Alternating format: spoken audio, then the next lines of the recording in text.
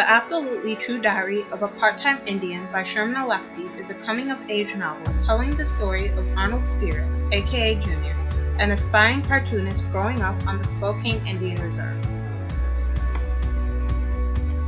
Since the book first came out in 2007, the book has been banned in schools and libraries across the country. The novel is controversial for its conversations about alcohol, bullying, violence, death, sex as well as sexuality, and the usage of profanity and discriminatory slurs.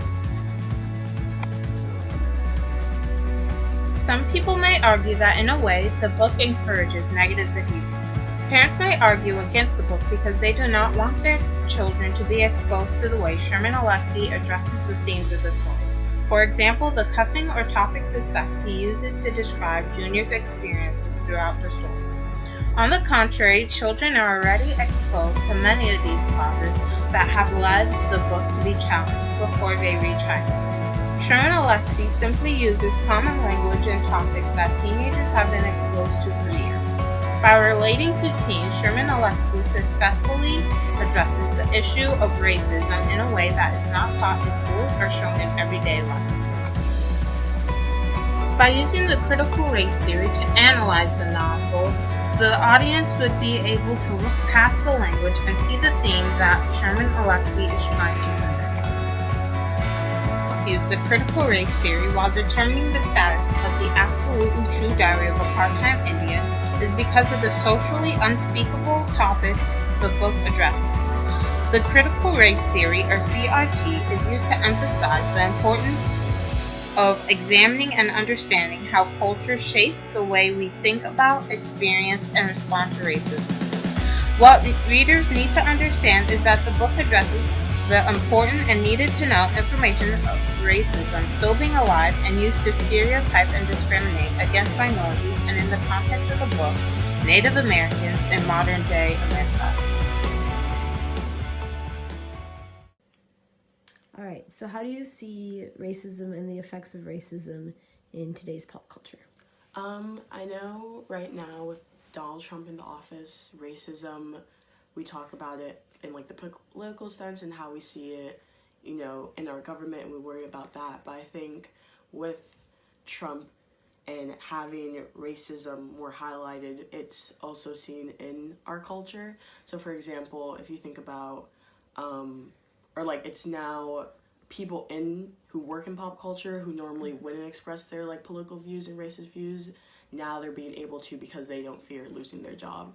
So for example, with Roseanne, even before they renewed her TV show, she had a whole bunch of racist tweets, and then by ABC having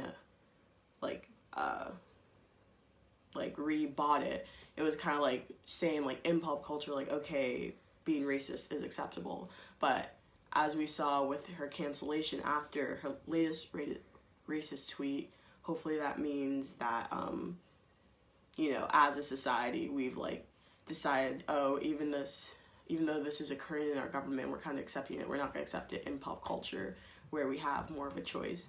And I think that's really the most hopeful thing for me, considering like how racism is talked about in pop culture, is that, you know, if used the right way, the platform can really help bring upon these issues.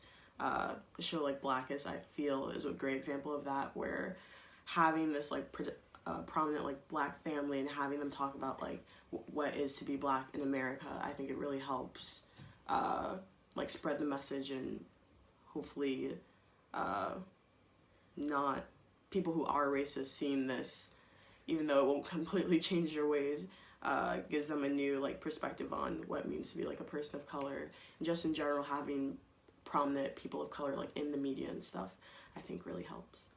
But yeah. So how do you see racism or the effects of racism in pop culture today? Alright, so I kind of see a double response from pop culture when it comes to racism and the effects of racism. On the one hand, you have the sort of almost dystopic feeling displays of white superiority and white privilege in things like high-powered white officials or artists feeling liberty to make really racist comments and thinking there will be no consequence. And at the same time, things like cultural appropriation, which we've seen a lot of recently in pop culture, whether it's Katy Perry wearing like braids and also dressing up as a geisha, or white male artists, a lot of whom, especially like white rappers, borrow explicitly from Black culture, but in a way that doesn't give any sort of credit or respect to Black history, and especially like Black artistic history, since rap has historically been a predominantly Black like art form. And so obviously like all that is really kind of disheartening, because we're entering a world in which it has all of a sudden become much more acceptable to make blatantly racist comments. But on the other hand, I also feel like we're seeing a pretty big like response to racism in pop culture in a way that I don't think we have in a while.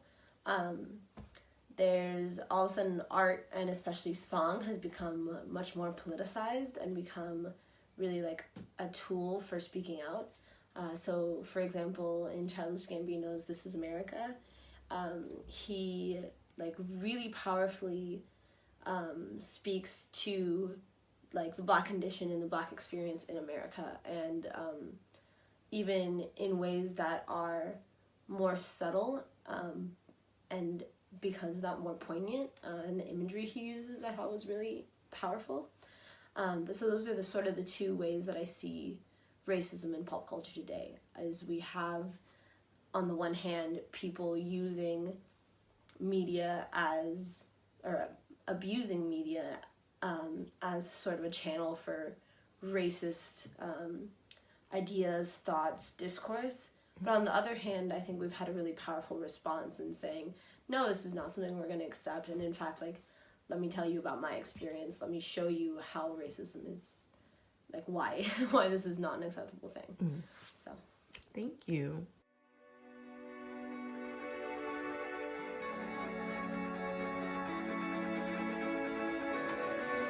This book outlines the racism that is still alive in modern-day America, using the critical race theory to analyze the absolutely true diary of a part-time Indian. Allows for the audience to look past the profanity and sex and reflect on how race and racism shapes our views of and experiences with culture and society today.